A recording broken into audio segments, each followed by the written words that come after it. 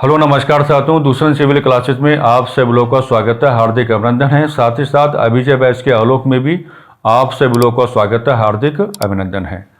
मेरे प्यारे साथियों, जैसे कि आप लोग भलीभांति परिचित हैं कि अभिजय बैच के आलोक में आधुनिक भारतीय इतिहास के संदर्भ में हम लोगों ने अपने अध्ययन और अध्यापन के कार्यों को प्रारंभ किया हुआ है। फिलहाल देखिएगा, जो आपका डिस्कशन है अभिजय बैच के आलोक में, ये ब्रिटिश ईस्ट इंडिया कंपनी के राजनीतिक एवं भौगोलिक विस्तार के संदर्भ में है। और इसमें बंगाल को आपने कैलकुलेट कर लिया है, इसमें मैसूर को भी आपने कैलकुलेट कर लिया है, और इसमें हाल ही में जो आपने चैप्टर कैलकुलेट किया था मराठाओं का, very complete and very proper discussion क्या है आपके सामने आ चुका है। अब देखिएगा, आज का जो आपका डिस्कशन होगा पंजाब के बारे में होगा। और हमने आपको बताया था कि पंजाब अपने आप में कोई लेंथी चैप्टर तो नहीं है, लेकिन फिर भी पंजाब के संदर्भ में जो भी आपकी रेस्पेक्टिव कैलकुलेशन एग्जामिनेशन ओरिएंटेड आ जानी चाहिए, बिल्कुल वही जो आपका परीक्षा उपयोगी धरातल है उसका जो प्रेजेंटेशन है वो आज आपके समक्ष क्या है किया जा रहा है। देखिए, पंजाब को मेरे प्यारे साथियों यहां पर कैलकुलेट करने का मतलब यह है, क्या पंजाब को कैलकुलेट करेंगे कोई दिक्कत वाली बात नहीं है। आपको पंजाब की ओर से जो मेजर वन कैलकुलेशन शुरुआत में करके चलनी है वो महाराजा रणजीत सिंह का जिक्र आपको करके चलना पड़ेगा। और महाराजा रणजीत सिंह के बारे में कहा जाता है कि उस जमाने में, उस समय में उनका जो सैन्य संगठन है, यानी कि उनकी जो सैन्य ताकत है वो सैन्य ताकत क्या रही, बहुत ज्यादा कमाल की रही। यानी कि महाराजा रणजीत सिंह का जो आपका एक मिलिट्री ऑर्गेनाइजेशन है उसकी तारीफ करते हुए कुछ इस प्रकार कहा जाता था कि उनके पास संपूर्ण एशिया की चौथी सबसे बड़ी क्या है सैन्य ताकत रही। लेकिन चौंकाने वाली बात क्या है, चौंकाने वाली बात यह है कि महाराजा रणजीत सिंह के पास जो बहुत ही इफेक्टिव एक मिलिट्री ऑर्गेनाइजेशन आपको दिखाई पड़ता है, उस इफेक्टिव मिलिट्री ऑर्गेनाइजेशन का वो प्रयोग कभी भी अंग्रेजों के खिलाफ नहीं कर पाए। हमने कई सारी कक्षाओं में इस बात का जिक्र किया भी है कि अगर महाराजा रणजीत सिंह अपनी एक व्यवस्थित सैन्य ताकत का प्रयोग अंग्रेजों के खिलाफ करते तो वाकई में क्या है, अंग्रेजों को भारत में एक बड़ी राजनीतिक चुनौती का सामना करना पड़ जाता। लेकिन दुर्भाग्य रहा भारत का और सौभाग्य रहा अंग्रेजों का या कंपनी का, महाराजा रणजीत सिंह अपने व्यवस्थित और अनुशासित सैन्य ताकत का प्रयोग अंग्रेजों के खिलाफ नहीं कर पाए। यहां देखो, दो प्रकार के जो विचार हैं वो आपको हमेशा अपने माइंड में कैलकुलेट करके चलना पड़ेगा। यही बात हमने शिवाजी महाराज के कॉन्टेक्स्ट में भी आपको कहा था कि शिवाजी महाराज और अंग्रेजों को तो खैर आमना सामना हुआ ही नहीं था। अगर शिवाजी महाराज और अंग्रेजों का कोई आमना सामना होता तो इस बात को आप विदाउट एनी हेजिटेशन कह सकते हैं कि कंपनी को भारत में वेरी इफेक्टिव पॉलिटिकल चैलेंजेस का सामना करना पड़ता। वहां तो सामना हुआ ही नहीं था। लेकिन यहां अगर आप पंजाब को कैलकुलेट करने की बात करेंगे तो पंजाब के संदर्भ में एक संधि का जिक्र आपको मिलेगा जो बहुत बार क्या है आपकी परीक्षाओं में कैलकुलेट हो चुकी है। यानी कि पंजाब की ओर से महाराजा रणजीत सिंह का सामना कंपनी के साथ हुआ, लेकिन वो अपनी व्यवस्थित या अनुशासित सैन्य ताकत का जो प्रयोग है वो कंपनी के खिलाफ नहीं कर पाए। फिर भी जो भी डिस्कशन आपका है और जिस तरीके से वैल्यूज आपके इतिहास में कैलकुलेट की गई हैं, उन्हीं तमाम प्रकार की बातों को हमको थोड़ा आधार तो बनाना पड़ेगा और आधार बना करके हम डिस्कशन करेंगे कि किस तरीके से पंजाब को कैलकुलेट किया जाएगा। तो जब आप पंजाब को कैलकुलेट करने की बात करेंगे, हमने अभी भी आपको बताया कि यहां पर पंजाब का मतलब क्या है। आइए मान लीजिए आपको पंजाब को कैलकुलेट करना है, तो यहां पर पंजाब का मतलब क्या रहेगा कि पंजाब के साथ आप यहां पर किसको जोड़ के चलेंगे, तो भाई पंजाब के साथ जो आपको जुड़ाव हो जाएगा वो किनका हो जाएगा, महाराजा रणजीत सिंह को आपको क्या जोड़ के चलना पड़ेगा। महाराजा रणजीत सिंह को क्या है आपको यहां पर जोड़ के चलना पड़ेगा। और सारी की सारी जो कैलकुलेशन है शुरुआत में क्या है आप इन्हीं की ओर से क्या है करेंगे। अब ये कहा जाता है, सबसे पहला सवाल कि देखिए जो आपके महाराजा रणजीत सिंह हैं इनका एक राजनीतिक संबंध आपको कैलकुलेट करके चलना पड़ेगा। इनका एक राजनीतिक संबंध जो है वो शुरुआत में आपको मेरे प्यारे साथियों क्या है कैलकुलेट करके चलना पड़ेगा। और इनका जो राजनीतिक संबंध आप बताएंगे वो बताएंगे किसके साथ, एक शब्दावली का जिक्र आपको करना पड़ेगा, शुकर चकिया मिशन। ये सवाल क्या है, आप लोगों की परीक्षाओं में बहुत बार कैलकुलेट हो चुका है कि अगर आप पंजाब की ओर से महाराजा रणजीत सिंह की कोई प्रॉपर कैलकुलेशन करना चाहते हैं तो सबसे पहले इनका आपको एक राजनीतिक संबंध यानी कि एक पॉलिटिकल रिलेशन आपको लेकर के चलना पड़ेगा। और जो राजनीतिक संबंध आप जोड़ के चलेंगे साथियों, वो किसके साथ जोड़ के चलेंगे? शुक्र, चकिया, मिसल के साथ जोड़ के चलेंगे। ये सवाल क्या है, कई बार आप लोगों के परीक्षाओं में आया है। अब मामला है क्या, मामला यहां पर क्या बना हुआ है, ये पूरा आपको यहां पर क्या बता करके चलना पड़ेगा। और बताने का तरीका क्या होगा, देखो तो बताने का तरीका यह हो सकता है कि मान लीजिए हमने क्या कहा, हमने आपसे यह कहा कि आपने बना लिया पंजाब, ये क्या रहा आपका, ये पंजाब का क्या रहा, पूरा क्षेत्र आपने बना लिया। तो जो आपका पंजाब का क्षेत्र है, कहानी कुछ इस प्रकार से बनी हुई है कि संपूर्ण पंजाब के क्षेत्र को क्या है, आप इस तरीके से क्या है, अलग अलग प्रकार से क्या है, डिवाइड करके चलेंगे। और इस प्रकार से जब आप डिवाइड करके चलेंगे तो संपूर्ण पंजाब के क्षेत्र में क्या है, अलग अलग प्रकार के जो आपके मिसल्स हैं, यानी कि डिफरेंट मिसल्स आपको यहां पर मिलेंगे। आपको यहां पर क्या मिलेंगे, डिफरेंट मिसल्स आपको यहां पर मिलेंगे। यानी कि संपूर्ण पंजाब के क्षेत्र में क्या है, अलग अलग प्रकार के मिसलों की व्यवस्था है। जैसे आपने कहा कि मिसल नंबर 1 आपने ये लिया, M2 आपने ये लिया, M3 आपने ये लिया, और M4 आपने ये लिया, M5 आपने ये लिया, और M6 आपने क्या ये लिया।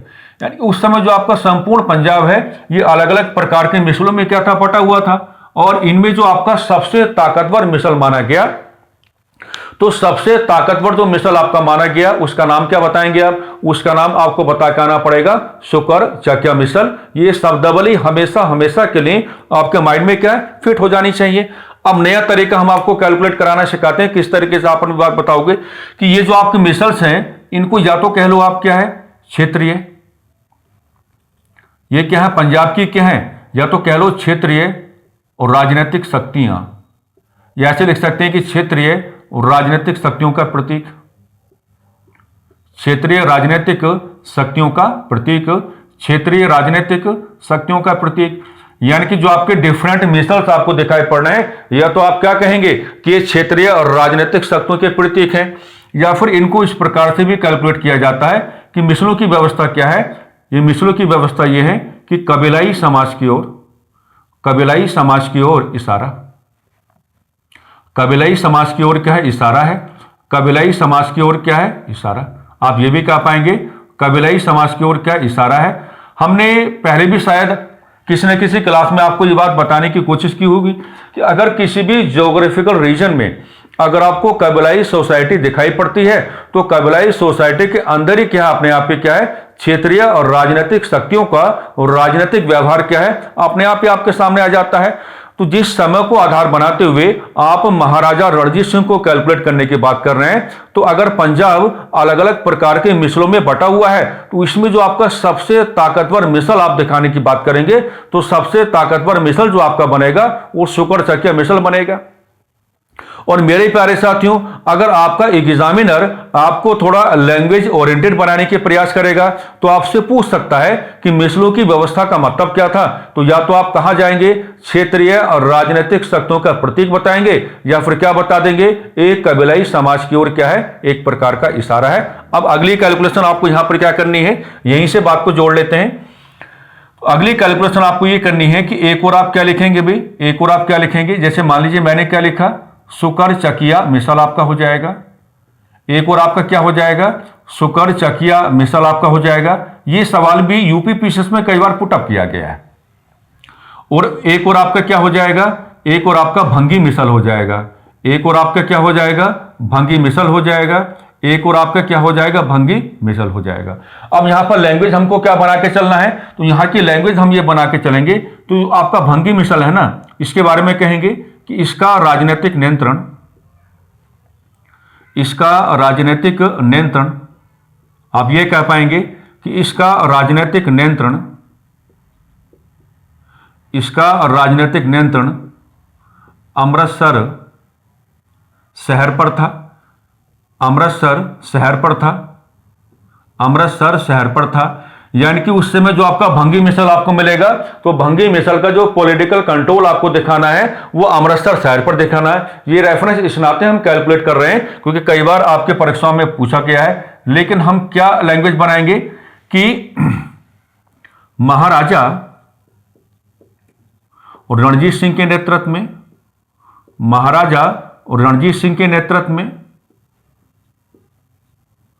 महाराजा रणजीत सिंह के नेतृत्व में भंगी मिसल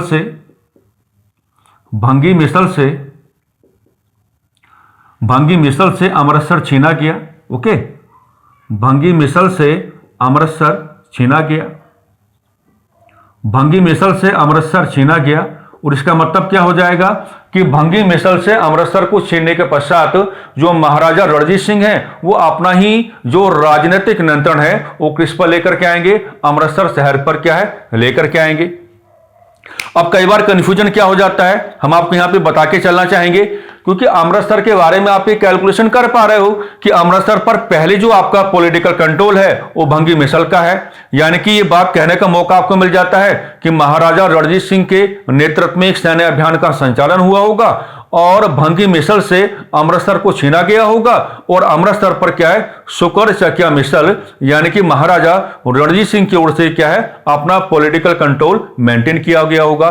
तो कैलकुलेशन कई बार क्या है अमृतसर की हमारे पास ज्यादा रह जाती है, इसलिए ये सवाल पुटअप किया जाता है कि अगर आप महाराजा रणजीत सिंह की बात करेंगे तो इनकी कैपिटल आपको क्या बतानी है, इनकी राजधानी आपको क्या बतानी है, क्योंकि बार बार यहां पर क्या है अमृतसर आता रहता है और अगर बार बार यहां पर अमृतसर आता रहता है तो आपको कंफ्यूजन हो सकता है। तो कैपिटल इस नाते पूछी जाती है, तो कैपिटल आपकी क्या है, कैपिटल आपकी जो है वो अमृतसर नहीं होगी, कैपिटल आपके क्या भी अमृतसर नहीं होगी, बल्कि इनकी राजधानी पर कई बार आपसे सवाल पुटअप किया गया है। इनकी राजधानी आपको क्या लेकर के चलनी है, इनकी राजधानी आपको क्या लेकर चलनी है, लाहौर आप क्या है इनकी राजधानी क्या है लेकर के चलेंगे। तो शुरुआत में इस प्रकार का व्यवहार क्या है आपको करके चलना पड़ेगा और राजनीतिक संबंध को आप कैलकुलेट करेंगे, मिसल्स की व्यवस्था को कैलकुलेट करेंगे और शुक्र चकिया मिसल और भंगी मिसल के बीच में क्या है एक विवाद का धरातल आप दिखाएंगे अमृतसर सिटी को लेकर के। और क्योंकि हम आपको बताने का प्रयास कर रहे हैं कि अमृतसर आपका पीछा छोड़ने वाला है नहीं, ये क्या है ये बार बार आपके सामने क्या आता रहेगा आता रहेगा आता रहेगा, तो इस नाते आपको यहां पर ये बता करके चलना पड़ेगा कि भैया देखिए मामला क्या बना हुआ है कि कैपिटल अमृतसर नहीं होगी बल्कि कैपिटल आपकी क्या होगी वो आपकी लाहौर होगी। कैपिटल आपकी अमृतसर नहीं होगी बल्कि कैपिटल आपकी यहां पर क्या बनेगी, कैपिटल आपकी लाहौर आपको क्या है यहां पर आपको क्या है लेकर के चलना पड़ेगा। तो ये शुरुआती आपका डिस्कशन हो जाता है किसको लेकर के, पंजाब को लेकर के। ओके, अब देखिएगा धीरे धीरे क्या है हम सीक्वेंस के बिहाफ पर आपको क्या है आगे बढ़ाने का कार्य करेंगे ताकि जब आप कक्षा के साथ अपना जुड़ाव करके चले तो आपको किसी भी प्रकार की असुविधा का सामना ना करना पड़े, ताकि किसी भी प्रकार की असुविधा का आपको सामना ना करना पड़े। अब आप क्या बताएंगे, देखिए अब आपको यहां पे क्या है कुछ अलग ही ग्राउंड बना करके चलना पड़ेगा। बनाते हैं ग्राउंड। अब देखिएगा यहां पर आप क्या है इनको कहा जाता है, एक व्यक्ति आपको मिलेंगे जिनको आप क्या कहेंगे, ये आपके एक फ्रेंच ट्रैवलर हैं,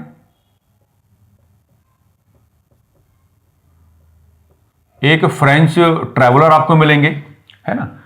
और जो आपके फ्रेंच ट्रैवलर हैं उनका नाम आपको क्या लेके चलना है, विक्टर जैकमा। विक्टर जैकमा नाम क्या मिलेगा आपको, विक्टर जैकमा। और ये जो आपके विक्टर जैकमा हैं इन्होंने क्या कहा है ना, इन्होंने महाराजा और रणजीत सिंह को छोटा नेपोलियन कहा। इन्होंने महाराजा और रणजीत सिंह को क्या है छोटा नेपोलियन कहा, छोटा नेपोलियन कहा। यह क्वेश्चन कई बार आपकी परीक्षाओं में आ भी चुका है ना। आपको यहां पर एक फ्रेंच ट्रैवलर का जिक्र करना पड़ेगा और जो आपके फ्रांस के यात्री हैं उनका नाम क्या है, विक्टर जैकमा है। और इन्होंने महाराजा रणजीत सिंह को क्या है छोटा नेपोलियन कहा।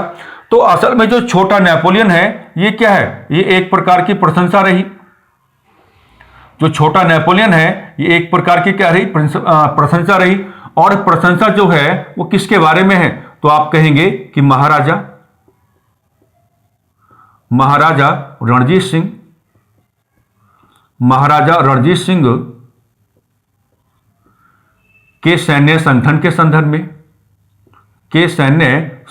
संदर्भ में, के सैन्य संगठन के संदर्भ में, के सैन्य संगठन के संदर्भ में। और साथ ही साथ एक बात और आपको कहने का मौका मिल जाएगा कि इस प्रशंसा में क्या है, तो हम कहेंगे महाराजा और रणजीत सिंह की समानता, महाराजा और रणजीत सिंह की समानता है, सिमिलरिटी स्टैब्लिश की गई है। महाराजा और रणजीत सिंह की समानता, और ये समानता किसके साथ है, समानता किसके साथ है, नेपोलियन के साथ है। ये समानता किसके साथ है, अभी नेपोलियन के साथ है। ये समानता किसके साथ है, नेपोलियन के साथ है। तो इसको भी क्या है, आपको थोड़ा यहां पर कैलकुलेट करके चलना पड़ेगा। ये आपकी आवश्यकता नहीं, बल्कि आपकी एक प्रकार की क्या है भाई, हमारे हिसाब से तो अनिवार्यता बन के आ रही है। तो आप एक फ्रेंच ट्रैवलर का यहां पर जिक्र करके चलेंगे, और इन्होंने महाराजा रणजीत सिंह को क्या है, लिटिल नेपोलियन कहा, यानी कि छोटा नेपोलियन कहा। और ये प्रशंसा है। प्रशंसा किसके बारे में है कि महाराजा रणजीत सिंह के जो सैन्य संगठन है उसके संदर्भ में एक प्रशंसा की गई है। और साथ ही साथ महाराजा रणजीत सिंह की जो समानता है वो किसके साथ स्थापित की गई है, नेपोलियन के साथ की गई है। अब देखिएगा, हमने पहले भी जिक्र किया था कि अगर आप बात किसकी करते हैं, महाराजा रणजीत सिंह की बात करते हैं, मान लीजिए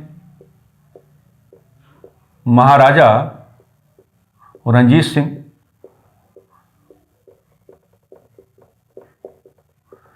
तो पहले भी किसी न किसी क्लास में जिक्र किया गया होगा कि असल में इनका जो आपका सैन्य संगठन है, असल में इनका जो आपका सैन्य संगठन है, तो सैन्य संगठन के साथ आपको ये बात जोड़ के चलना पड़ेगा कि सैन्य संगठन क्या है। उसके बारे में कहा जाता है कि यूरोपियन, किस पर है, यूरोपियन मॉडल पर आधारित, यूरोपियन मॉडल पर आधारित है। इनका जो सैन्य संगठन है वो क्या है भाई, यूरोपियन मॉडल पर क्या है, आधारित है। ओके, इनका सैन्य संगठन क्या यूरोपियन मॉडल पर आधारित है। और अगर इनका मिलिट्री ऑर्गेनाइजेशन यूरोपियन मॉडल पर आधारित है, तो अब आपको यहां पर क्या, किस प्रकार की लैंग्वेज आपको बना के चलनी पड़ेगी। तो लैंग्वेज जो आप बनाएंगे, इनका जो सैन्य संगठन है उसके साथ क्या जोड़ेंगे, इंग्लिश में जोड़ेंगे the respective ground of, the respective ground of, the respective ground of training, the respective ground of training. और हिंदी में आप लोग क्या जोड़ के चलेंगे, सैन्य प्रशिक्षण, सैन्य प्रशिक्षण का धरातल, सैन्य प्रशिक्षण का धरातल, सैन्य प्रशिक्षण का धरातल, सैन्य प्रशिक्षण का धरातल। इसके लिए आपको काम क्या करना पड़ेगा, इसके लिए काम आपको यह करके चलना पड़ेगा कि इनका जो आपका मिलिट्री ऑर्गेनाइजेशन है, आपको उसका क्या है, यहां पर क्लासिफिकेशन लेके चलना पड़ेगा, क्लासिफिकेशन लेके चलना पड़ेगा। यानी कि आप उसका क्या, यहां पर पूरा वर्गीकरण लेकर चलेंगे। और वर्गीकरण किस रूप में आपके सामने आएगा, एक को आप कहेंगे इन्फेंट्री, एक को आप क्या कहेंगे, इन्फेंट्री कहेंगे। और इन्फेंट्री का मतलब यहां पर क्या हो जाता है, आपका पैदल सेना हो जाता है। इन्फेंट्री का मतलब क्या हो जाता है भाई, यहां पर पैदल सेना हो जाता है। और एक सेक्शन आप क्या लेके चलेंगे, आर्टिलरी, एक सेक्शन आप क्या लेके चलेंगे, आर्टिलरी। और आर्टिलरी का मतलब क्या हो जाता है, तोपखाना हो जाता है, क्या हो जाता है, तोपखाना हो जाता है। और एक सेक्शन जो आप लेके चलेंगे, यहां पर क्या लेके चलेंगे, कैवालरी सिस्टम कहते हैं उसको, कैवालरी सिस्टम कहते हैं। और ये जो आपका यहां पर कैवालरी सिस्टम बनेगा, इसको आप क्या कहेंगे, हिंदी में घुड़सवार सेना कह देंगे, इसको आप क्या कहेंगे, घुड़सवार सेना कह देंगे।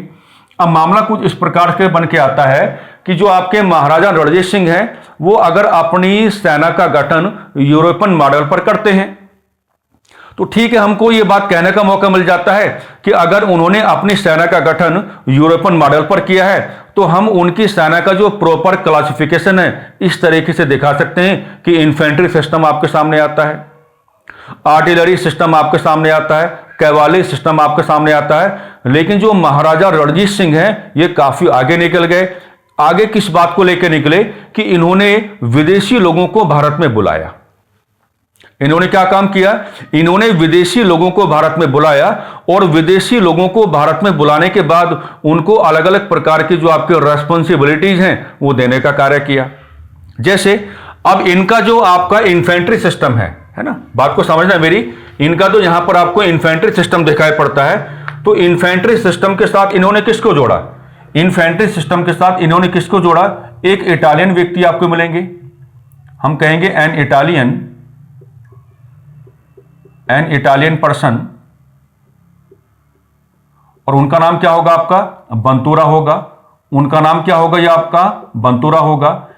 यानी कि बंतूरा जो है ये एक इटालियन पर्सन है, इनको हायर किया गया और इनको हायर करके ये कहा गया कि भैया ठीक है, आपको भारत में आना है और हमारी जो पैदल सेना है, हमारी पैदल सेना को क्या है, आप ट्रेनिंग देने का कार्य करेंगे, यानी कि आप क्या है, प्रशिक्षण देने का कार्य करेंगे। इसी तरीके से जो आर्टिलरी सिस्टम है, तो आर्टिलरी सिस्टम के साथ हम क्या जोड़ के चलेंगे? एक फ्रेंच पर्सन को जोड़ के चलेंगे। तो हम कहेंगे आ फ्रेंच पर्सन, और यहां पर जो फ्रेंच पर्सन आपको मिलेंगे उनका नाम क्या आप क्या नोट डाउन करके चलेंगे? General fort. क्या नाम नोट डाउन करके चलेंगे? General fort. तो जनरल फोर्ट जो है ये एक फ्रांसीसी है और इनको भी बुलाया गया और कहा गया कि आपको काम क्या करना है कि जो हमारा आर्टिलरी सिस्टम है आप उसको ट्रेनिंग देने का कार्य करेंगे। इन द सेम वे, बिल्कुल इसी प्रकार से क्या है, ये जो घुड़सवार सेना है यानी कि जो कैवाली सिस्टम है उसके साथ भी इन्होंने क्या है, आप फ्रेंच पर्सन को जोड़ने का कार्य किया। एक फ्रांसीसी व्यक्ति को क्या है, जोड़ने का कार्य किया, और जिनको जोड़ने का कार्य किया उनका नाम क्या था? उनका नाम था आपका जनरल एलार्ड। क्या कहेंगे? जनरल एलार्ड आप कहेंगे। जनरल एलार्ड क्या है, आपको यहां पर कह के चल रहा है। तो आप देख पा रहे हैं कि महाराजा रणजीत सिंह ने अपनी सेना का गठन यूरोपियन मॉडल पर ही नहीं किया, बल्कि उन्होंने क्या है, विदेशी लोगों को हायर करने का कार्य भी किया कि भाई आपको हमारे यहां पर आना है और हमारा जो मिलिट्री ऑर्गेनाइजेशन है उसकी जो डिफरेंट ब्रांचेस आपको दिखाई पड़ रही है, लाइक इन्फेंट्री आपने कहा, आर्टिलरी सिस्टम आपने कहा, कैवाली सिस्टम आपने कहा, कि सभी को क्या है, आपको ट्रेन करके चलना है, यानी कि प्रशिक्षण दे करके चलना है।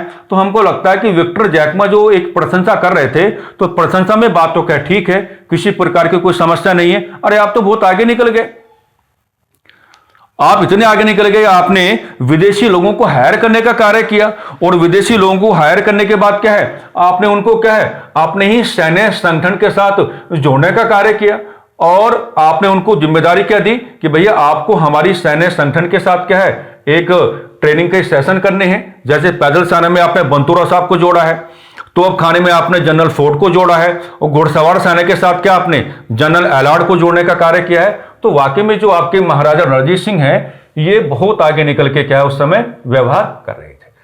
तो इसका मतलब ये हो जाएगा कि हमको ये बात कहने में कोई समस्या नहीं होनी चाहिए कि उस समय में महाराजा रणजीत सिंह के पास जो अपना एक सैन्य संगठन है उसके अंदर बिल्कुल मजबूती क्या है आपको नजर आ रही होगी। अगर वो इतना बड़ा काम करके आपको दिखा रहे हैं तो उनके जो सैन्य संगठन है आप उसको कमजोर मानने का प्रयास ना करें।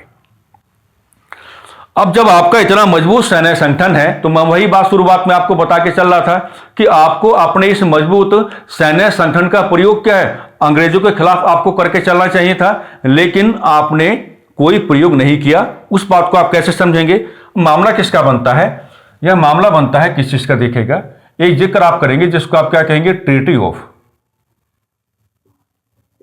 जिसको आप क्या कहेंगे, treaty of Amritsar. Treaty of Amritsar कहेंगे, यानी कि मतलब किसका बना है, अमृतसर की संधि का जिक्र आपको करके चलना पड़ेगा। अमृतसर की संधि का जिक्र क्या है आपको यहां पर करके चलना पड़ेगा। अब मेरी बातें समझो, ये जो आपकी अमृतसर की संधि आपके सामने आएगी, ये आपके सामने कब आएगी, 1809 एडी में आएगी। भाई अमृतसर की संधि आपके सामने कब आएगी, 1809 एडी में क्या है आपके सामने आएगी। अब अमृतसर की संधि है तो आप इसके क्या बना लो, पक्ष आप बना लो। तो पक्ष में एक और क्या हो जाएगा आपका, ब्रिटिश ईस्ट इंडिया कंपनी हो जाएगा, और पक्ष में एक और क्या हो जाएगा आपका, पंजाब हो जाएगा। पक्ष में एक और क्या हो जाएगा आपका, ब्रिटिश ईस्ट इंडिया कंपनी हो जाएगा, और पक्ष में एक और क्या हो जाएगा भाई आपका, पंजाब हो जाएगा। अब ब्रिटिश ईस्ट इंडिया कंपनी के साथ क्या है, आपको दो प्रकार के ग्राउंड बनाने पड़ेंगे। जैसे आपसे पुटअप किया जाएगा कि गवर्नर, 1809 की बात है तो हम क्या कहेंगे, गवर्नर जनरल ऑफ बंगाल, यानी कि बंगाल के गवर्नर जनरल आपको बता के चलने पड़ेंगे। तो वहां जो आपका आंसर आना चाहिए वो लॉर्ड मिंटो फर्स्ट की ओर से क्या आपका आंसर आ जाना चाहिए। और यहीं पर ब्रिटिश ईस्ट इंडिया कंपनी की ओर से आप एक करेक्टर को जोड़ने की बात करेंगे, उनका नाम आपको क्या मिलता है, चार्ल्स। उनका नाम आपको क्या मिलता है, चार्ल्स मैटकॉफ मिलता है। चार्ल्स मैटकोफ करके एक नाम आता है, और चार्ल्स मैटकोफ को लेकर के कई बार आपकी परीक्षाओं में क्वेश्चन पुटअप किया गया है। तो यहां पर आप क्या कहेंगे, यहां पर आप लैंग्वेज क्या बना के चलेंगे कि अमृतसर की संधि में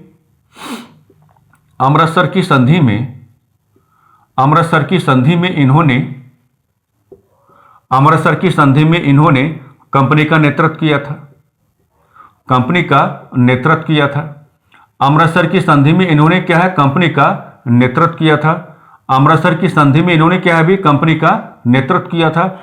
तो उस समय जो बंगाल के गवर्नर जनरल आपको दिखाई पड़ रहे हैं, वहां आपको लॉर्ड मिंटो फर्स्ट को कैलकुलेट करके चलना पड़ेगा। लेकिन अगर आपसे सवाल पुटअप किया जाता है कि अमृतसर की संधि में कंपनी को लीड करने का कार्य किसने किया, या अमृतसर की संधि में कंपनी का नेतृत्व किसने किया, तो वहां आपका आंसर लॉर्ड मिंटो फर्स्ट नहीं होना चाहिए। वहां पर आपका आंसर क्या हो जाना चाहिए, चार्ल्स मैटकोफ आपका आंसर हो जाना चाहिए।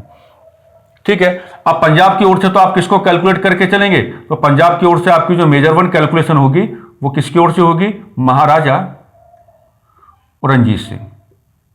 आपको नाम क्या लेके चलना पड़ेगा, महाराजा रणजीत सिंह का क्या भाई, आप यहां पर क्या है रेफरेंस लेकर के चल सकते हैं।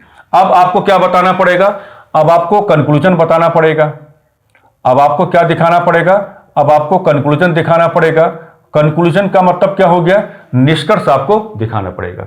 निष्कर्ष में दो प्रकार की बातें क्या है आप हमारे हिसाब से कर पाएंगे। पहली बात क्या है कि पंजाब तथा कंपनी के मध्य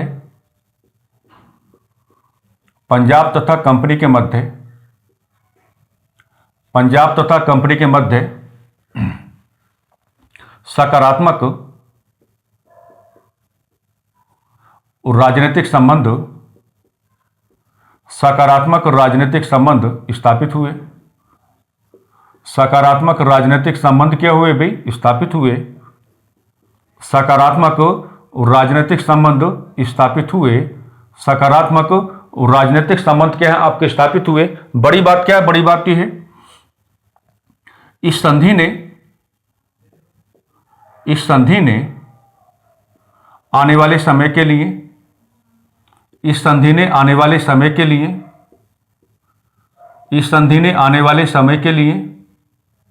यह सुनिश्चित करने का कार्य किया, यह सुनिश्चित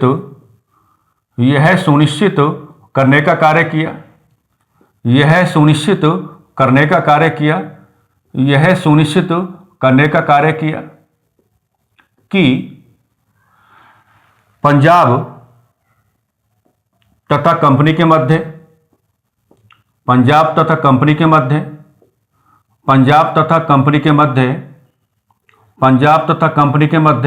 अब कोई गतिरोध नहीं,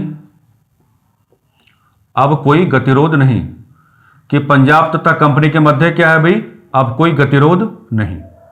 पंजाब तथा कंपनी के मध्य अब कोई गतिरोध नहीं। यानी कि हमने भी ये बात हमेशा कही है कि अगर आप यहां पर अमृतसर की संधि का रेफरेंस लेने की बात करेंगे तो अमृतसर की संधि यही सुनिश्चित कराने का कार्य करेगी, या यही क्या है एश्योर कराने का कार्य करेगी कि भाई अगर हम महाराजा रणजीत सिंह को कैलकुलेट करते हैं तो उनके पास तो काफी उन्नत सैन्य संगठन आपको दिखाई पड़ता है, और अगर उस उन्नत सैन्य संगठन का टकराव कंपनी के साथ होता तो निष्कर्ष में आप इस प्रकार की बातें ना लिख पा रहे होते। 1809 में अमृतसर की संधि ने महाराजा रणजीत सिंह की ओर से भी यह सुनिश्चित कराने का कार्य किया कि वो अपने सैन्य संगठन का किसी भी प्रकार का कोई प्रयोग कंपनी के खिलाफ नहीं करेंगे। इसलिए कहा जाता है कि ये जो अमृतसर की संधि आपके सामने आता है, इसने पंजाब तथा कंपनी के मध्य के संबंधों को सकारात्मक तो बनाने का कार्य किया ही किया, साथ ही साथ यह सुनिश्चित कराने का कार्य भी किया कि अब पंजाब की ओर से जो महाराजा रणजीत सिंह आपके सामने आ रहे हैं वो अपने उन्नत, व्यवस्थित, अनुशासित सैन्य संगठन का प्रयोग कंपनी के खिलाफ नहीं करेंगे। तो इस प्रकार की जो तमाम प्रकार की बातें हैं ये हमारे हिसाब से क्या है आपको यहां पर क्या है बतानी आ जानी चाहिए। लेकिन कहते हैं ना कि कहानी बदलती है ना, और हम तो यही कहते हैं कि महाराजा रणजीत सिंह को अपने उन्नत सैन्य संगठन का प्रयोग कंपनी के खिलाफ कर लेना चाहिए था, लेकिन चलो कोई बात नहीं, आपने अमृतसर की संधि कर ली है और आपने क्या है अपने और कंपनी के मध्य के जो आपके संबंध हैं उनको आपने पॉजिटिव यानी कि सकारात्मक बनाने का कार्य किया। लेकिन समय जैसा आना था, समय तो आना ही था, क्योंकि अंग्रेजों के दिमाग में क्या पंजाब है और पंजाब के लैंड को क्या कहा जाता है, the most fertile land of India. तो अंग्रेज ये मान के चल रहे हैं कि पंजाब के पास जो जमीन है वो जमीन नहीं है, बल्कि बहुत ही प्रभावशाली क्या है, संसाधन है। इनका व्यापारिक प्रयोग या इनका आर्थिक प्रयोग तो हमको करके चलना है। ठीक है, अभी तो आपने संधि कर ली है और संधि होने के बाद एक लंबे समय तक आप कह सकते हैं पंजाब तथा कंपनी के बीच के जो आपका संबंध है वो आपको वेरी पॉजिटिव ही दिखाई पड़े। कोई झगड़ा नहीं है या किसी प्रकार की कोई अनार्की आपको नहीं मिलेगी या किसी भी प्रकार का क्या मेरे प्यारे साथियों आपको डिस्टर्बेंस नहीं मिलेगा। सब कुछ क्या बिल्कुल ठीक ठाक चलता रहा। लेकिन कहते हैं ना कि वक्त तो सभी का आता है। वक्त आया और वक्त जो आया इस टाइम को आप क्या कहेंगे, एक टाइम आपको यहां पर मिलेगा 1839 AD 1839 ईस्वी का टाइम आपको मिलेगा और 1839 AD में आप क्या कैलकुलेट करके चलेंगे, death of Maharaja Ranjit Singh, death of Maharaja Ranjit Singh, यानी कि 1839 ईस्वी में क्या है, महाराजा रणजीत सिंह की डेथ हो जाती है। अब क्या होगा, अब सारी कहानी बदल जाएगी, सारी कहानी बदल जाएगी, है ना। हम यहां पर एक लैंग्वेज बना के चलेंगे,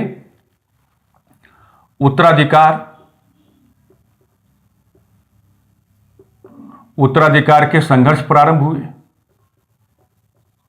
उत्तराधिकार के संघर्ष प्रारंभ हुए, पंजाब की गद्दी को लेकर के उत्तराधिकार के संघर्ष प्रारंभ हुए।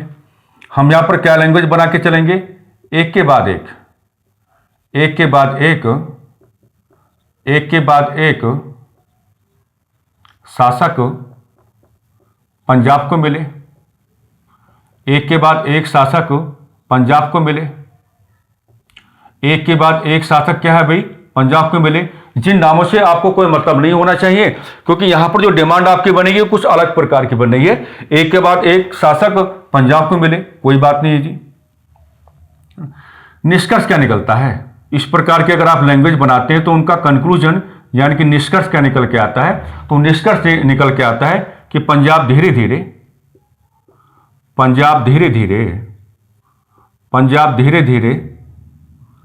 राजनीतिक तौर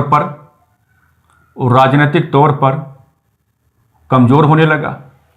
राजनीतिक तौर पर क्या है, कमजोर होने लगा, राजनीतिक तौर पर कमजोर होने लगा। पंजाब धीरे धीरे क्या है, राजनीतिक तौर पर क्या है भाई, कमजोर होने लगा। ऐसे में आपको क्या है, ऐसे में आपको एक भूमिका यहां पे बनानी पड़ेगी। ऐसे में क्या है भाई, एक भूमिका आपको यहां पर बनानी पड़ेगी और भूमिका आप किसके दिखाएंगे, रानी झंदन करके एक महिला है, रानी झंदन है ना। रानी झंदन को आपको जोड़ना पड़ेगा और रानी झंदन जो है ये क्या है, इन्होंने अपने राजनीतिक संरक्षण में, इन्होंने अपने राजनीतिक संरक्षण में दिलीप सिंह को पंजाब का शासक बनाया। दिलीप सिंह को पंजाब का शासक बनाया, दिलीप सिंह को पंजाब का शासक बनाया, दिलीप सिंह को पंजाब का शासक बनाया, है ना। यही हुआ कि 1839 में जैसे महाराजा रणजीत सिंह की डेथ आपके सामने आएगी, उसके बाद क्या होगा, उत्तराधिकार के संघर्ष प्रारंभ होने लगेंगे। एक के बाद एक जो आपके कैरेक्टर हैं वो पंजाब के शासक आपको दिखाई पड़ेंगे, लेकिन वो पंजाब को इफेक्टिव जोन में लेकर के नहीं गए, बल्कि पंजाब तमाम प्रकार की राजनीतिक विसंगतियों का अड्डा बन गया, बल्कि पंजाब तमाम प्रकार की राजनीतिक बुराइयों का अड्डा बन गया। अब अंग्रेज दूर से बैठ के सबको देख रहे हैं, वो एहसास कर रहे हैं कि अब मौका आने वाला है कि हम पंजाब के राजनीतिक मामलों में क्या है, अपना इंटरफेरेंस लेके आएंगे, यानी कि अपना हस्तक्षेप लेके आएंगे। और वही कहानी बनेगी जो हमने मराठाओं के बारे में बनाया, वही कहानी बनेगी जो हमने मैसूर के बारे में बनाया, और वही कहानी बनेगी जो हमने कभी बंगाल के बारे में बनाया। लेकिन एक समय ऐसा आया यहां पर कि रानी जिंदल जैसी महत्वाकांक्षी महिला ने अपनी नैतिक जिम्मेदारी समझी और नैतिक जिम्मेदारी समझते हुए अपने ही पॉलिटिकल पैट्रोनेज में, यानी कि अपने ही राजनीतिक संरक्षण में दिलीप सिंह नामक एक बालक को, यह माइनर है, बालक है, अल्पवयस्क है, इसको क्या है पंजाब का शासक बना दिया और शासन की जो बागडोर है, शासन की जो बागडोर है वो क्या है अपने हाथों में ले ली। अब अंग्रेज अपनी कैलकुलेशन करना प्रारंभ कर देंगे और जब अंग्रेज अपनी कैलकुलेशन करना प्रारंभ कर देंगे तो वो सारी की सारी कैलकुलेशन क्या है दिलीप सिंह को लेकर के करेंगे, है ना। और अंग्रेज दिलीप सिंह को लेकर के क्या है पंजाब के राजनीतिक मामलों में क्या है हस्तक्षेप लाना प्रारंभ करेंगे। अब वो बहाना क्या बनाते हैं कि भाई आपने बच्चा बैठा लिया है, आपने पंजाब के गद्दे पर एक बच्चा बैठा दिया है, और अगर आपने पंजाब के गद्दे पर एक बच्चा बैठा दिया है तो फिर चीजें कैलकुलेट कैसे होंगी। बहाना क्या बनाते हैं कि पंजाब के शासन को अगर आपको सकारात्मक बनाना है तो हमारा हस्तक्षेप क्या है आपको एक्सेप्ट करना पड़ेगा, यानी कि जो हमारा इंटरफेरेंस है वो आपको एक्सेप्ट करके चलना पड़ेगा।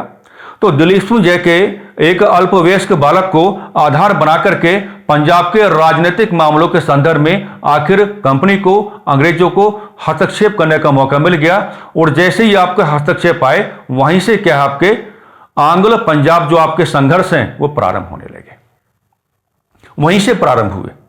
यानी कि यहां पर हम एक बात जोड़ के चल सकते हैं, अगर आपको बिल्कुल प्रॉपर लैंग्वेज अगर आपको बनानी हो तो यहां पर हम ब्रिटिश ईस्ट इंडिया कंपनी को अगर हम जोड़ के चलने की बात करें तो ब्रिटिश ईस्ट इंडिया कंपनी का पर्सपेक्टिव क्या कहता है।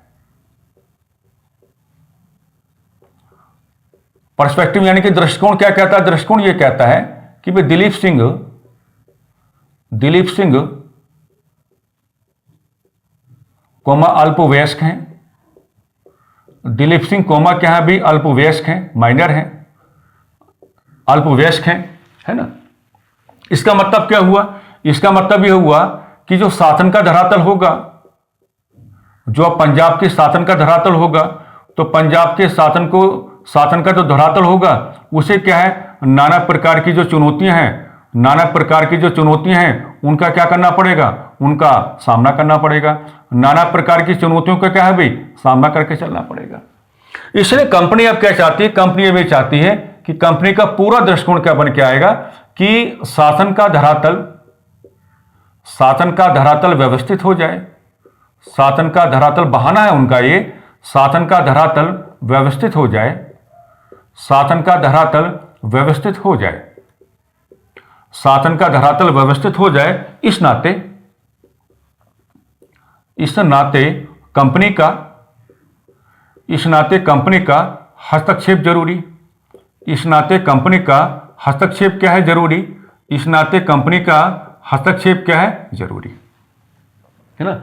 इस नाते कंपनी का हस्तक्षेप क्या जरूरी है, क्योंकि यहां पर यह मामला तो खैर आपकी समझ में आ रहा होगा। यहां पर अगर आप चाहें तो आप एक व्यक्ति को और मेंशन करके चल सकते हैं। एक ब्रिटिशर्स आपको मिलते हैं, उनका नाम क्या है, उनका नाम है ओसबर्न।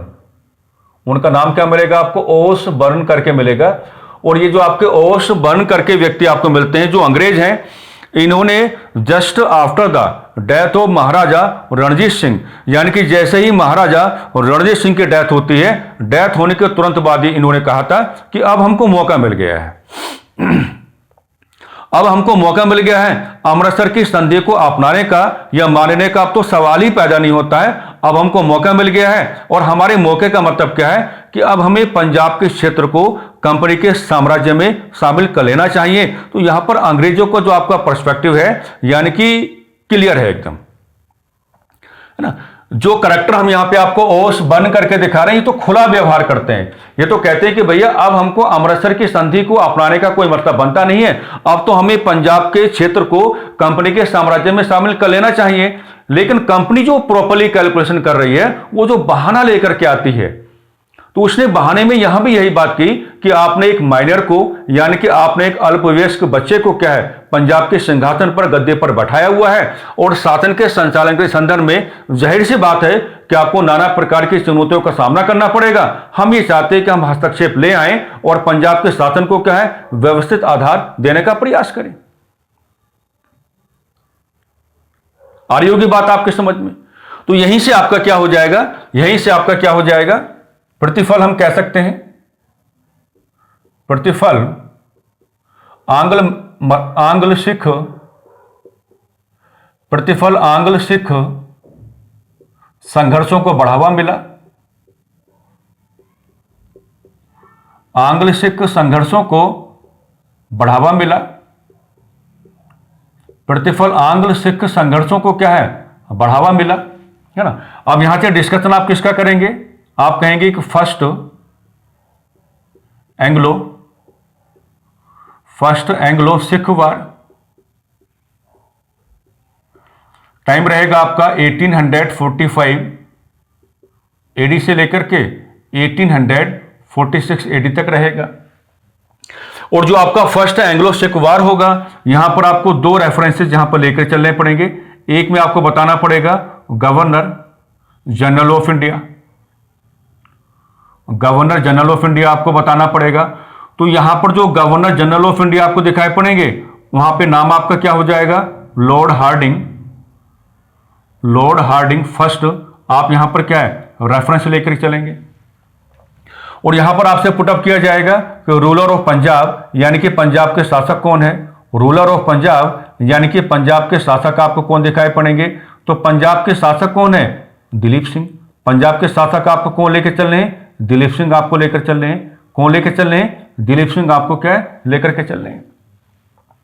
तो 1839 के बाद पूरा समय बदल रहा है, और जिस तरीके से हमने आपको डायरेक्शन देने का काम किया है, इन्हीं डायरेक्शंस को अपना करके क्या है, आपको अपने आप को आगे बढ़ाना होगा। यहां पर कंपनी का पर्सपेक्टिव भी आपके सामने है। कंपनी के पर्सपेक्टिव में आपको एक बहाना लेके चलना पड़ेगा, लेकिन एक ब्रिटिशर्स आपको दिखाई पड़ेंगे, ओसबर्न। उन्होंने साफ साफ कहा कि भैया अब रुको मत, अब अमृतसर की संधि के अकॉर्डिंग क्या है, आपको व्यवहार करने की कोई आवश्यकता रहती नहीं है। अब तो आपको क्या है, पंजाब के क्षेत्र को क्या है, कंपनी के साम्राज्य में शामिल करना होगा। तो इस तरीके से जब आप कैलकुलेशन करेंगे, तो फिर आपको ये बात कहने का पूरा पूरा मौका मिल जाएगा कि आखिर वो रेस्पेक्टिव कंडीशन कौन सी है, जिसको आधार बना करके जो आपके अंग्रेज हैं, ये पंजाब के मामलों में क्या है, इंटरफेरेंस लाने की कोशिश करेंगे, यानी कि अपना हस्तक्षेप लाने का प्रयास करेंगे। डन, यहां तक कोई दिक्कत आपको हमारे हिसाब से नहीं होनी चाहिए। अब मामला किसका बनता है, मामला बनता है अभी फर्स्ट एंग्लो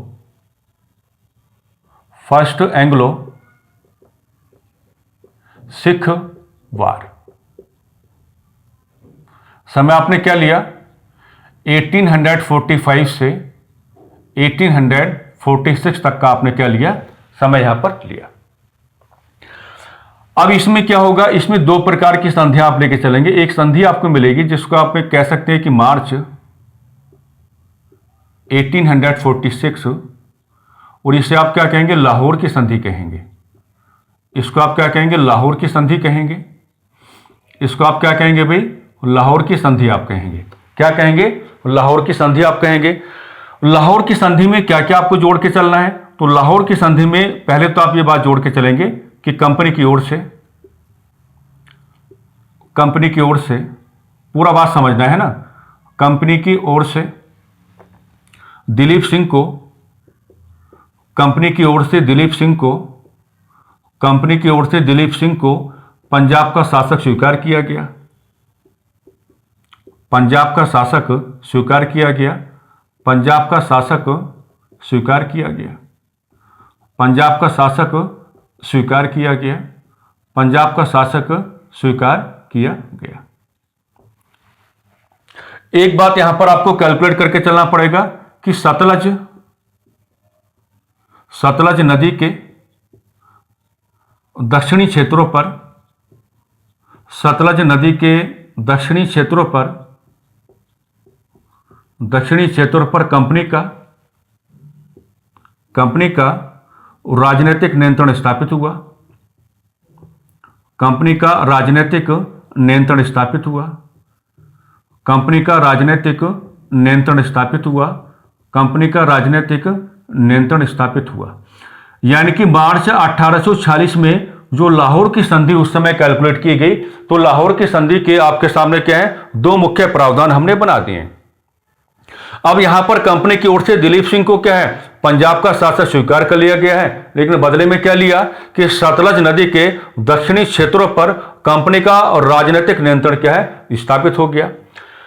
अब इसी में जब आप आएंगे कहां पर, दिसंबर 1846 में, इसी में जब आप आएंगे कहां पर, दिसंबर 1846 में, तो दिसंबर 1846 में आपको क्या दिखाना है, भैरोवाल की संधि आपको दिखाना है, भैरोवाल की संधि। दिसंबर 1846 में आप क्या लेके चलेंगे भाई, भैरोवाल की संधि आपको दिखाना है। ओके, अब ये जो आपका भैरोवाल की संधि है, इसमें एक चीज तो आप ये जोड़ के चलेंगे कि रानी झिंदन को कंपनी ने, रानी झिंदन को कंपनी ने अपना पेंशन धारक बनाया, कंपनी ने अपना पेंशन धारक बनाया, कंपनी ने अपना क्या है भाई, पेंशन धारक बनाया, है ना। वर्चुअली लगभग में क्या है, हालांकि ऐसे आंकड़े कभी पुटअप नहीं किए जाते हैं, वर्चुअली लगभग में क्या है कि 1.5 लाख रुपए है ना, जो आपकी पेंशन है, 1.5 लाख रुपए जो आपकी मासिक पेंशन है, ये कंपनी की ओर से किसको दी जानी है, ये रानी झिंदन को दी जानी है। क्योंकि अगर आप दिलीप सिंह को अच्छे से अपनी पकड़ में लाना चाहते हो तो रानी झिंदन का आपके पक्ष में आना क्या काफी ज्यादा जरूरी है। तो एक हैंडसम अमाउंट दिया गया, एनुअली नहीं है बल्कि क्या है, मंथली कैलकुलेट हो रहा है कि रानी झिंदन को कंपनी ने क्या है, अपना पेंशन धारक बनाया और कहा कि भैया ऐसा है कि 1.5 लाख रुपए हम क्या है, मंथली आपको पेंशन देंगे, शांत हो जाओ, दिलीप सिंह को हमें क्या है, कैलकुलेट करने दो। अब देखिए दिलीप सिंह पर क्या क्या मार पड़ेगी, किस तरीके से आप यहां पर भैरोवाल की संधि को कैलकुलेट करने की बात करेंगे, है ना। पहली बात क्या है, सिख सरदारों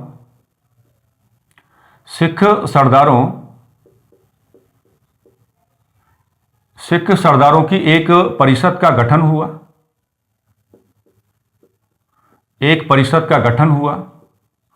सिख सरदारों की एक परिषद का गठन हुआ, एक परिषद का क्या हुआ, गठन हुआ, है ना। यह परिषद क्या कहा गया कि यह परिषद दिलीप सिंह को, क्या कहा गया भाई, यह परिषद दिलीप सिंह को शासन के संचालन में सहयोग करेगी, शासन के संचालन में सहयोग करेगी, शासन के संचालन में क्या है, सहयोग करेगी, यह कहा गया, शासन के संचालन में क्या है, सहयोग करेगी, है ना। साथ ही साथ यह भी कहा गया कि पंजाब के दरबार में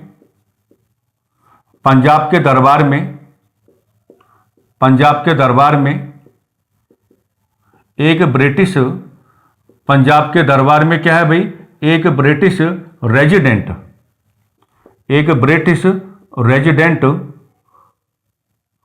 को नियुक्त किया जाएगा, एक ब्रिटिश रेजिडेंट को क्या है, नियुक्त किया जाएगा, एक ब्रिटिश रेजिडेंट को क्या है, नियुक्त किया जाएगा।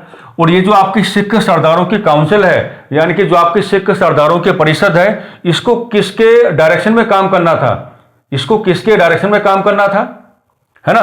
तो पंजाब के दरबार में जो आपका ब्रिटिश रेजिडेंट नियुक्त किया जाएगा, तो वो जो तमाम प्रकार की डायरेक्शन देने का काम करेगा, उन्हीं तमाम प्रकार के डायरेक्शन को आधार बना करके ये जो आपके सिख सरदारों की काउंसिल है, ये अपना व्यवहार क्या है, लेकर के आएगी। साथ ही साथ ये कहा गया कि एक छोटी ब्रिटिश सैन्य टुकड़ी, एक छोटी ब्रिटिश सैन्य टुकड़ी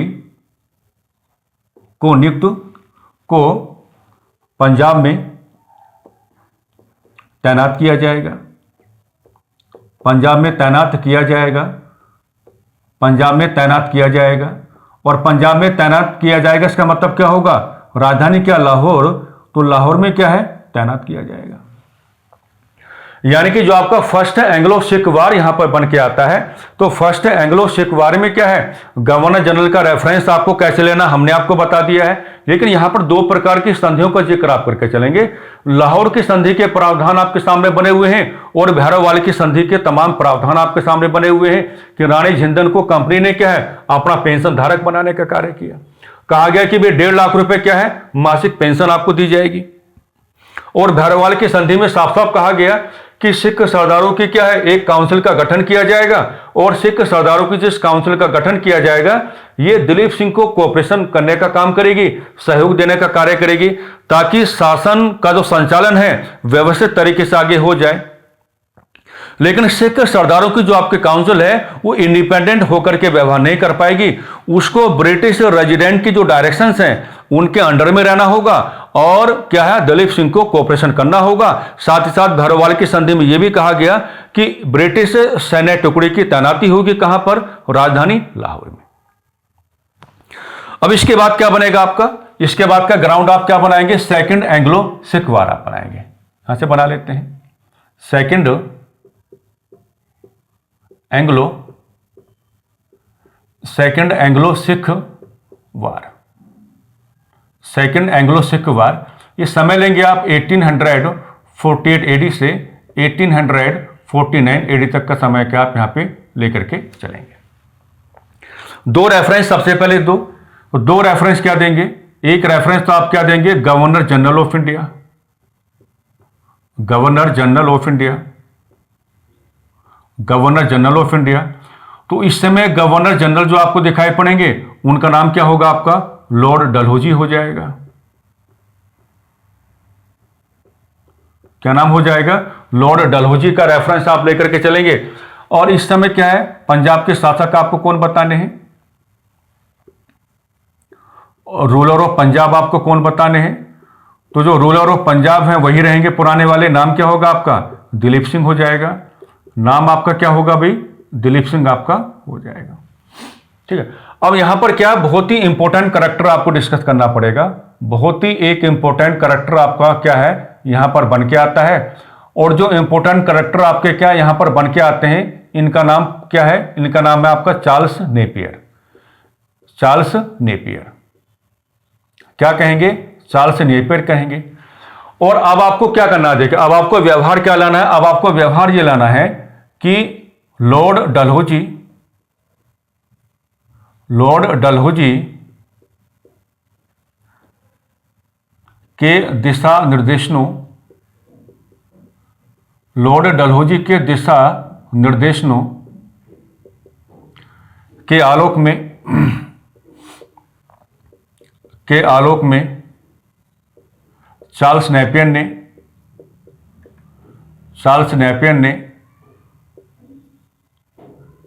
पंजाब के विरुद्ध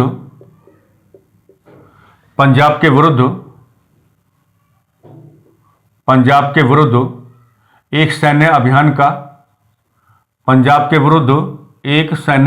का संचालन किया। पंजाब के विरुद्ध एक सैन्य अभियान का क्या है, संचालन किया, एक सैन्य अभियान का संचालन किया।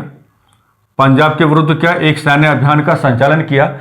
और ये जो सैन्य अभियान का संचालन होगा इसके आप क्या जोड़ेंगे, कंक्लूजन आप जोड़ने की बात करेंगे। तो कंक्लूजन आप यहां पर किस प्रकार से बनाएंगे, पहली बात, दिलीप सिंह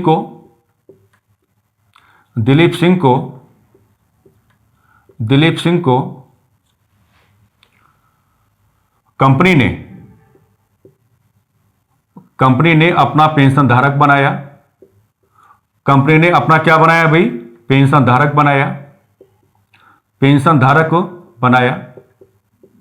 ओके, और कहा गया कि भी आपको क्या मिलेगा, आपको 5 लाख रुपए, आपको 5 लाख रुपए क्या एनुअली मिलेंगे, यानी कि 5 लाख रुपए क्या मिलेंगे आपको, वार्षिक तौर पर मिलेंगे, एनुअली आपको मिलेंगे। और इसका पर्पस क्या बताया गया, इसका पर्पस ये बताया गया कि दिलीप सिंह को शिक्षित किए जाने के उद्देश्य से, दिलीप सिंह को शिक्षित किए जाने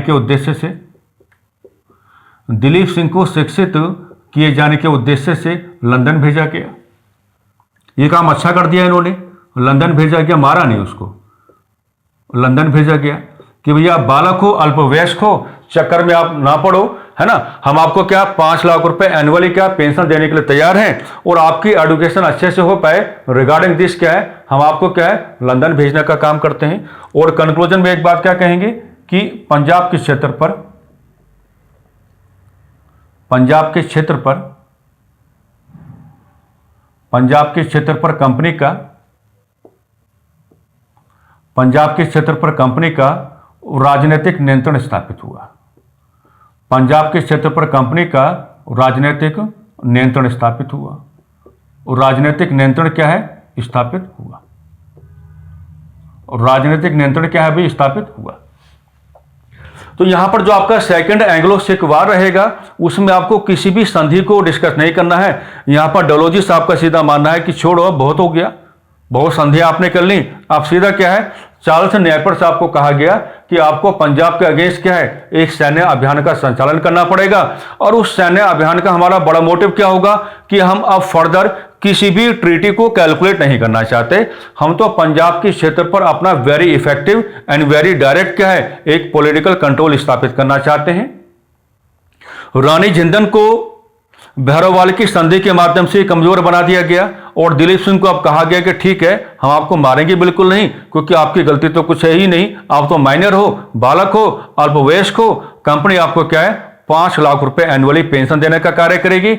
आपकी एजुकेशन अच्छे से हो पाए इसके लिए हम आपको क्या है, लंदन भेजने का काम कर रहे हैं। बस यहां पर डलहौजी साहब की जो अप्रोच हो क्या है, बिल्कुल स्ट्रेट फॉरवर्ड है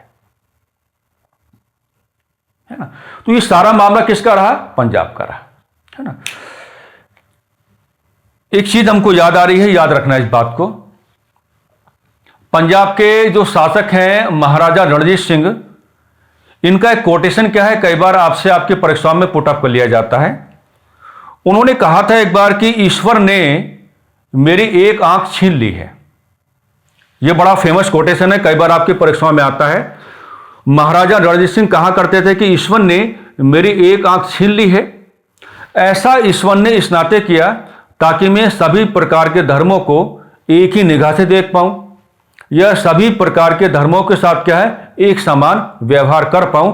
तो कई बार ये कोटेशन आपसे आपकी परीक्षाओं में पुटअप किया जाता है कि भाई ये कोटेशन अपना संबंध किसके साथ लेकर के चलता। किसने कहा कि ईश्वर ने जो मेरी एक आंख छीनने का कार्य किया है, संभवतः ईश्वर ऐसा चाहते थे या चाहते हैं कि मैं सभी धर्मों के लोगों को एक समान निगाह से देखूं, यह सभी प्रकार के धर्मों के साथ क्या है, एक इक्वल ट्रीटमेंट लेकर के आऊं, यानी कि समान व्यवहार करने का कार्य करूं। यह पूरा पंजाब था जी आपका।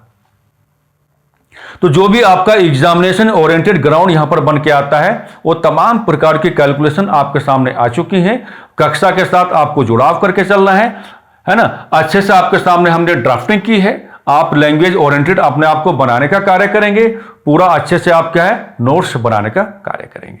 ठीक है, तो आज की चर्चा में क्या है, इतना ही। पंजाब आपका कैलकुलेट हो गया है, मराठाज आपके ऑलरेडी क्या है, कैलकुलेटेड है, मैसूर ऑलरेडी क्या है, कैलकुलेटेड है, और जो आपके बंगाल है ऑलरेडी क्या है, कैलकुलेटेड है। अब अगला डिस्कशन जो आपका स्टार्ट होगा, कंपनी ने भारत में जो साम्राज्यवादी नीतियां अपनाई थी, जो भी रेस्पेक्टिव इंपीरियलिस्टिक पॉलिसीज कंपनी की ओर से अपनाई गई थी, उनका जिक्र आपको करना पड़ेगा। सहायक संधि आपको पढ़ना पड़ेगा, राज्य हड़प की नीति आपको पढ़ना पड़ेगा, और एलिगेशन ऑफ बैड गवर्नेंस यानी कि कुशासन का आरोप क्या है, आपको पढ़ के चलना पड़ेगा। तो कुल मिलाकर के इन्हीं सकारात्मक दिशा निर्देशों के आलोक में और इन्हीं सकारात्मक शब्दावलियों के आलोक में हम आज की चर्चा को थोड़ा विराम देना चाहेंगे। नमस्कार, धन्यवाद।